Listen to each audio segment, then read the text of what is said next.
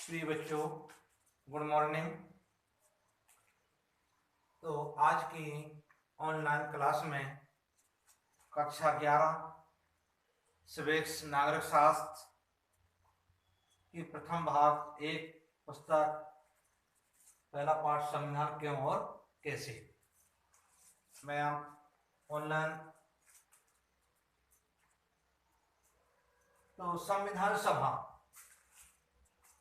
संविधान का निर्माण कब हुआ था, कैसे हुआ था, किसने किया था, इन सारी चर्चाओं के बारे में इस पाठ में बताया गया है। संविधान की आवश्यकता क्यों पड़ी। तो हमारे देश को चलाने के लिए कुछ नियमों कानूनों की आवश्यकता थी। उन नियमों कानूनों की आवश्यकता के संग्रह को या कानूनों के भंडार को या कानून के पिटारे को संविधान कहते हैं। तो संविधान क्यों और कैसे, हमने बताया कि संविधान की आवश्यकता क्यों पड़ी। तो हमारे भारत देश के शासन व्यवस्था को चलाने के लिए सरकार को नियम कानूनों की आवश्यकता पड़ी। उस नियमों कानून के भंडारे को या कानूनों के पिटारे को संविधान कहा गया है। और कैसे, तो यह संविधान हमारे भारत देश की संविधान सभा द्वारा बनाया गया। इसको बनाने में बहुत सारी समितियां लगी रही थी। तो संविधान सभा स्वशासन अर्थात लोकतंत्र की पहली कड़ी है।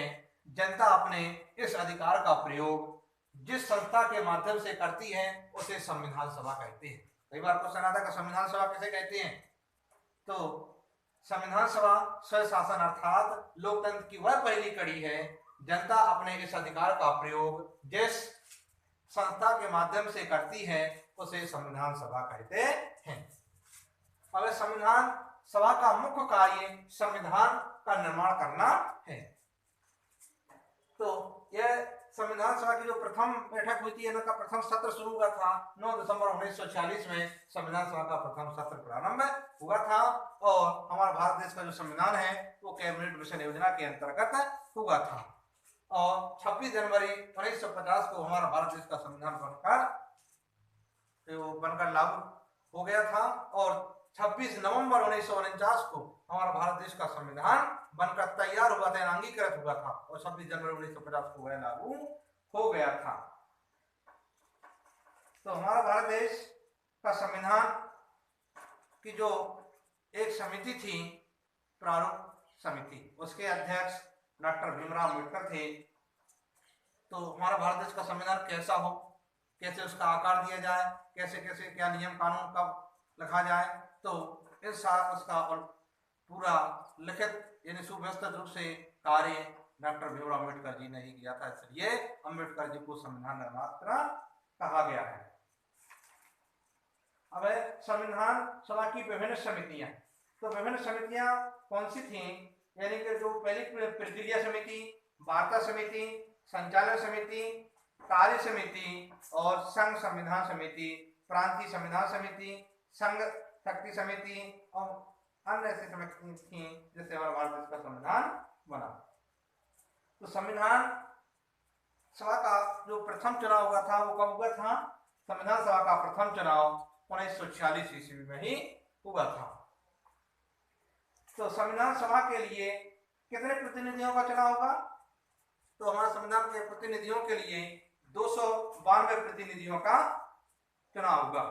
और संविधान सभा का बहिष्कार किस राजनीतिक दल ने किया था, यानी जो राजनीतिक दल था मुस्लिम लीग, तो मुस्लिम लीग ने हमारे भारतीय संविधान का बहिष्कार किया था।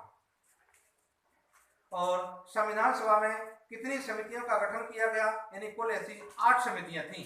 तो 8 समितियों का ही गठन किया गया था। संविधान सभा का प्रथम सत्र कब हुआ, तो अभी बताया गया है 9 दिसंबर 1946 को हमारे दिल्ली में संविधान का प्रथम सत्र बुलाया गया था। तो संविधान सभा के प्रथम अध्यक्ष यानी प्रथम अध्यक्ष अस्थायी थे, तो अस्थायी अध्यक्ष डॉक्टर सच्चिदानंद सिन्हा को बनाया गया था और स्थायी अध्यक्ष डॉक्टर राजेंद्र प्रसाद जी को चुना गया था।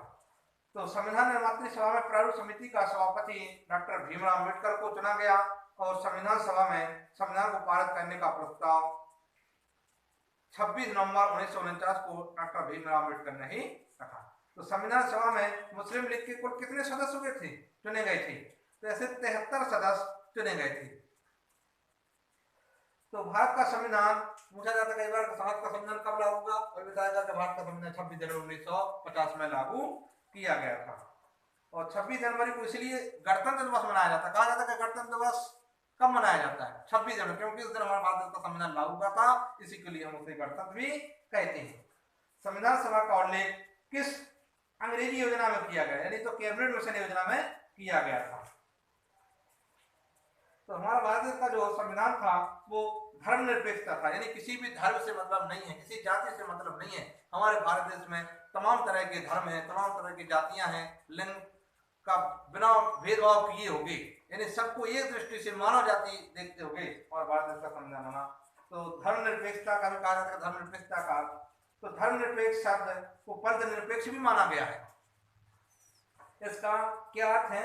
तो पंथ निरपेक्ष का अर्थ यह नहीं है कि भारत धर्म विरोधी राज्य होगा, यानी हमारा भारत धर्म विरोधी राज्य नहीं है। हमारा भारत देश तो एक है और हमारे भारत देश के में जितने भी धर्म हैं, सभी धर्म हमारे भारत देश के लिए समान है। अपने अपने धर्म में रहें और अपने अपने धर्म की पूजा करें। जो भी व्यक्ति के जो अधिकार है, उन अधिकारों के साथ ही अपना कार्य करें।